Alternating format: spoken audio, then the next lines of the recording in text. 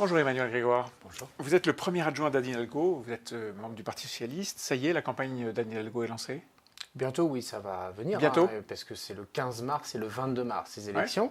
Donc, très prochainement, elle annoncera sa candidature. Ce sera une campagne très courte. Ce sera une campagne très courte. C'est un peu d'ailleurs devenu le caractéristique de beaucoup des dernières campagnes auxquelles nous avons assisté. C'est aussi parce que l'actualité est très chargée. Donc, c'est toujours un peu délicat de rentrer en campagne et d'avoir l'oreille de nos concitoyens. Rentrer en campagne, tout le monde sait qu'elle est en campagne. Oui, enfin, quand elle est d'abord maire sortante, donc elle finit son mandat de maire. Tout le monde sait qu'elle se représente. Jusqu'au 15 mars, et il est naturel qu'elle se représente, donc je pense que ce ne sera pas une surprise, simplement dans son expression, elle sera prochainement candidate. Et le livre que vous sortez aujourd'hui, je crois, ou ces jours-ci, jeudi, Paris n'est pas une ville, c'est un monde. Ce livre sert au fond de programme, c'est votre livre. Vous serez, vous, candidat dans le 12e arrondissement, pour être maire du 12e. Et rempilé, si j'ose dire, aux côtés d'Anne Hidalgo. C'est le livre de la campagne? Non, enfin, c'est une contribution personnelle. Et ce livre a deux objectifs. La première, c'est de donner ma vision de l'histoire de Paris. C'est un livre qui a une dimension historique. C'est toute la première partie. Assez riche, voilà, où j'explique que beaucoup de l'action que nous menons.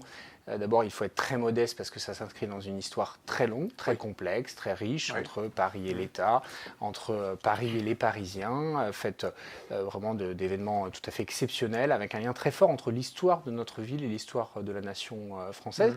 Et deuxièmement, c'est faire de la pédagogie sur l'action qui a été menée. Et puis, il y a une contribution plus personnelle sur la préparation de l'avenir, avec cette obsession qui est celle du temps long, parce que je crois que l'un des grands défauts de la politique aujourd'hui, c'est de céder à la tentation du temps court. Ouais, c'est sûr que quand on veut être réélu, on a des arguments pour le temps long. Mais quand on veut, quand on veut être un maire de Paris utile à Paris, on doit réfléchir sur le temps long. Bien sûr. Alors il y a quelques promesses, quelques éléments d'engagement dans ce livre.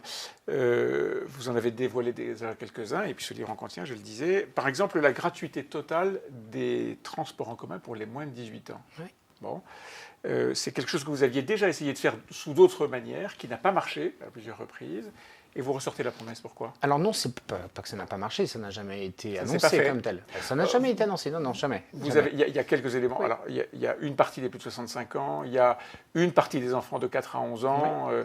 Vous avez tourné autour du sujet, et d'ailleurs, il y avait eu des propositions de gratuité totale, mais ça n'a pas marché. Ça. Alors, il n'y a jamais eu de proposition de gratuité totale, jamais. Elle a mandaté 3 de ses adjoints, dont moi, donc je suis particulièrement bien informé, pour faire une étude sur le sujet de la gratuité des transports, dans lequel nous disions simplement deux choses. Un, la gratuité pour tout le monde n'est pas possible. Parce que la gratuité, comme on le sait très bien, ça n'existe pas, il faut bien que quelqu'un paye. Quelqu'un paye, voilà. Deuxièmement, en revanche, c'est un stimulant de mobilité intéressant et un changement de paradigme intéressant. Et donc nous avions ciblé une première mesure qui était une mesure historique qui avait d'ailleurs été initiée il y a très longtemps, avant même Bertrand Delanoë, qui était des mesures de gratuité partielle ou totale pour les personnes âgées. Nous avons étendu ça aux très jeunes enfants et aujourd'hui nous souhaitons franchir une étape supplémentaire avec la gratuité pour les mineurs. Pour les mineurs, et une gratuité totale, il ne s'agit pas de rembourser, il s'agit de donner un accès gratuit, ce qui est assez différent. Pardon, mais juste une idée de coût, puisqu'on va parler aussi des finances de la ville, ça coûte combien ? Cette mesure, ça dépend du taux de recours, mais on est autour de 30-40 millions d'euros, c'est-à-dire moins cher que ce que nous consacrons déjà. Parce qu'aujourd'hui, on est dans une situation qui est un peu complexe, qui est comme on n'avait pas branché les bons tuyaux avec Île-de-France Mobilité, qui n'était pas en capacité de faire de la facturation. Parce que ce n'est pas vous seul qui décidez tout ça. Alors, si c'est nous seuls qui décidons, simplement, nous sommes soumis aux critères budgétaires et organisationnels d'Île-de-France Mobilité.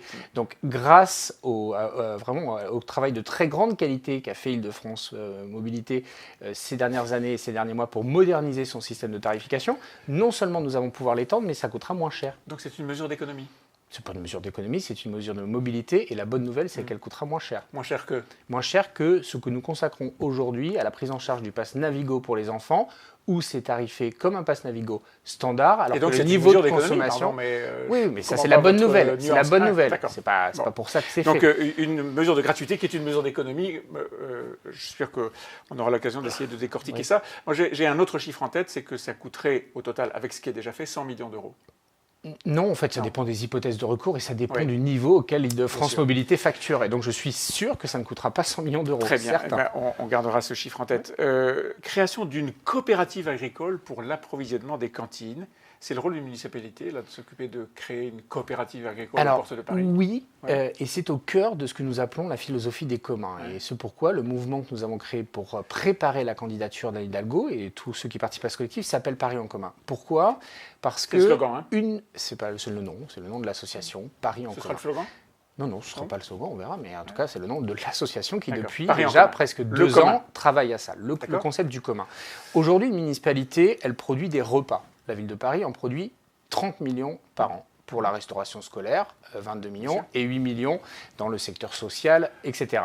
Et son problème, c'est qu'elle fait des appels d'offres pour faire des approvisionnements. Et dès lors qu'elle se soucie de la qualité, du prix et de l'impact environnemental de ces circuits d'approvisionnement, le fait de faire des appels d'offres ne suffit pas. Et donc l'objectif, et c'est toute la philosophie des communs, c'est en amont, en aval, de structurer la chaîne de valeur et donc de créer sur une les concurrence filières. Qui existe déjà. Absolument pas, il n'y a pas de concurrence, c'est bien pour ça que nous discutons avec les chambres d'agriculture. Non, nous discutons, le terme est impropre juridiquement probablement. C'est parce que ça prendra absolument, mais c'est parce que personne ne sait exactement juridiquement ce qu'est une coopérative agricole. L'idée, c'est de s'associer avec les agriculteurs pour faciliter les circuits courts et donc l'implantation et l'approvisionnement de la consommation parisienne. Et d'ailleurs, au-delà de ce que nous structurons pour les repas que nous achetons aussi pour l'ensemble de la consommation alimentaire parisienne, le recours à des agriculteurs installés en Ile-de-France. Pourquoi ? Parce que ça limite l'impact environnemental.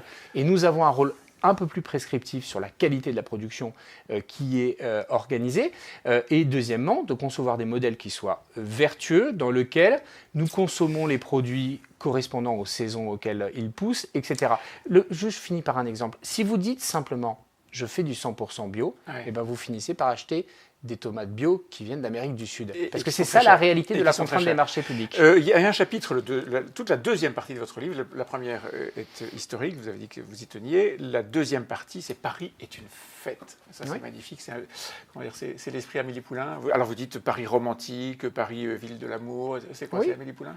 Non, c'est pas Amélie Poulain. Enfin, il y a Amélie Poulain dedans. C'est la dimension très iconique de Paris, dont j'explique 2 éléments dans mon livre. Enfin, j'essaie de démontrer 2 choses dans mon livre. C'est que, le courant philosophique, intellectuel, qu'on appelle le romantisme, au XIXe siècle, a beaucoup contribué à fabriquer. Non, mais on n'écrit pas un livre pour se faire élire et on écrit un chapitre à l'intérieur d'un livre uniquement pour se faire élire. Je rappelle la dimension de profondeur, je rappelle notre attachement collectif et notamment l'attachement des touristes, mais aussi des Français, des Parisiens à cette dimension-là et que nous devons la faire vivre, à la fois la respecter, la perpétuer et la faire évoluer positivement. Et au-delà des images, parce que c'est peut-être le sens implicite de la remarque que vous formulez, au-delà du bashing auquel nous assistons sur un certain nombre de choses et qui dysfonctionnent, c'est vrai que Paris est une ville qui vit, et les thématiques sur lesquelles la ville de Paris est attaquée aujourd'hui, la propreté, on va en parler, Emmanuel Grégor, la surdensité, c'est une constante historique. On va en parler. Et c'est la constante historique. Ce qui est très frappant dans ce livre, c'est qu'il n'y a pas ou qu'il n'y a quasiment pas de bilan. Il y a une description, il y a une profondeur historique, il y a des espoirs, il n'y a pas de bilan. Anne Hidalgo, vous le disiez, elle est bâchée, elle n'est pas aimée par une partie des Parisiens, une majorité, dit-on. Est-ce que votre sujet n'est pas précisément le bilan ? Vous essayez d'installer la campagne sur un projet, est-ce que vous n'allez pas être obligé de vous défendre sur un bilan ? Non, alors, on doit toujours défendre son bilan, on l'assume très bien, et ce que vous dites ne me semble pas exact. Dans le livre, je reviens sur un certain nombre d'éléments de bilan, sur des dossiers qui, à mes yeux, ont marché, d'autres qui ont moins marché. Il y a un sujet sur la gestion des déchets, vous expliquez longuement comment est-ce qu'on peut avoir une gestion des déchets qui soit plus écologique, plus respectueuse, etc. Par un mot sur ce qui est aujourd'hui un des sujets. La propreté ? Mais si, je parle de la propreté. Alors sans doute étiez-vous un peu moins concentré sur cette partie-là. Je parle de la propreté puisque j'explique qu'il y a 3 facteurs qui aujourd'hui concourent à la malpropreté de Paris. Le premier, c'est la question de la très grande précarité. Notre pays, notre ville sont riches, mais sans doute la très grande précarité n'a jamais été aussi importante et donc et tous ces SDF viennent majoritairement à Paris, et tous les indicateurs le démontrent, créer de la malpropreté. Deuxièmement, la surfréquentation touristique dans une ville urbaine dont la caractéristique est d'être très dense. Et troisièmement, ce que j'appelle les incivilités et la nécessité de remettre du contrôle social. Pardon, Emmanuel, j'en parle longuement. mais oui, vous en parlez, mais vous ne faites pas de bilan de votre action. Vous dites que c'est la faute des autres. Voilà, non, trois pas du facteurs tout. qui sont les autres. Non, mais pas du c'est tout. ce qu'on Pas vous du reproche tout. souvent d'ailleurs. Non, c'est pas la faute vrai. des autres, la C'est sécurité, faux. c'est la Enfin, faute des autres, écoutez, la malpropreté, la saleté. C'est pas Anne Hidalgo qui éventre les poubelles le matin. Non. Voilà. Sans Et c'est aucun même pas doute. elle qui est chargée personnellement de les ramasser, ni moi. Voilà. Absolument. Donc C'est d'ailleurs les ce que personne services de vous demande. propreté, non mais enfin c'est souvent le ton sur lequel elle est Convenez que c'est pas ce que je interpellée. fais, là. D'accord. Donc j'explique pourquoi ce n'est pas parfait. Je rappelle dans mon livre que Jacques Chirac était attaqué sur la propreté, que Jean Tibéry était attaqué sur la propreté, que Bertrand Delanoë était attaqué sur la propreté. Est-ce que ça s'est amélioré? Non, ça s'est sans doute pas amélioré, Bon. mais parce que les facteurs restent présents et il y a quand même des endroits où ça s'est amélioré, où ça s'est aggravé. Mais je veux remettre, à travers les développements sur la propreté, le sujet quand même au cœur de la solution que nous devons engager. On peut mettre tous les moyens de ramassage possibles. Je prends un exemple qui doit vous exaspérer autant que moi. Nous mettons des points de ramassage des sapins. Les sapins de Noël, c'est très sympa, les sapins, voilà, on fait nos sapins, etc. Ouais.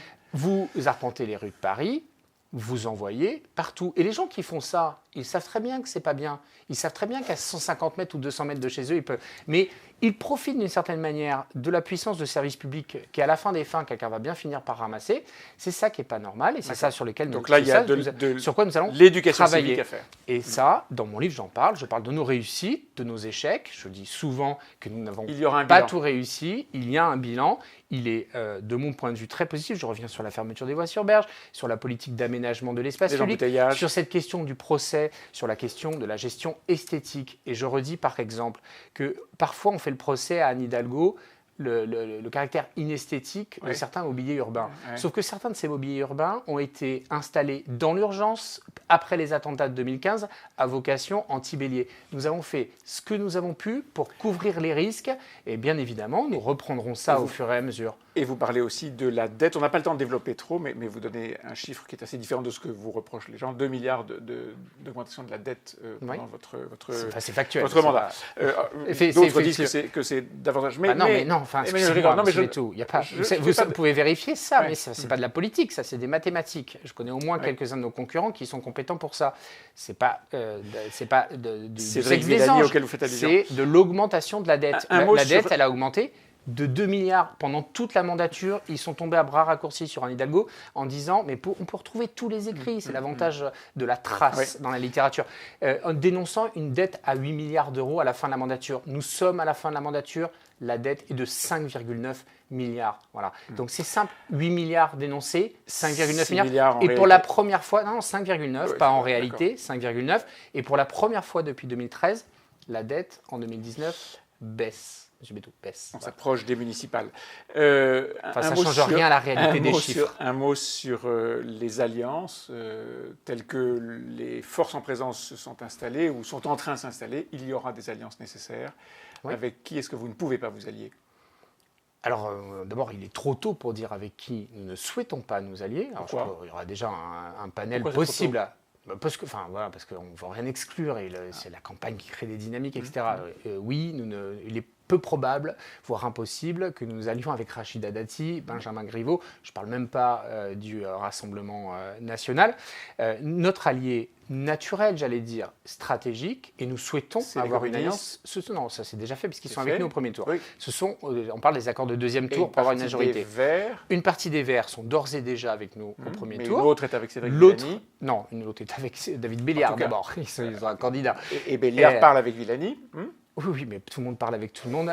Mais enfin, au jeu de je t'aime moi non plus, nous avons. Enfin, mon sentiment, c'est que l'alliance naturelle, c'est Anne Hidalgo et David Béliard, c'est-à-dire l'axe progressiste qui gouverne Paris depuis quelques années déjà. La question, c'est que vous posez implicitement, c'est est-ce que c'est susceptible d'être élargi ?